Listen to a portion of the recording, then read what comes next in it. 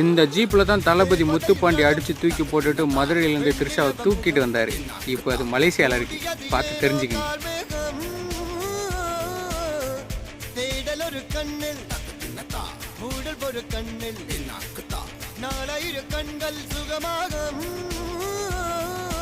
அழகிய தாய்மொழி இவள், இவள் சிரிக்கையில் இரவுகள் பகல், அழ இவளுக்கு இவளே நகல்.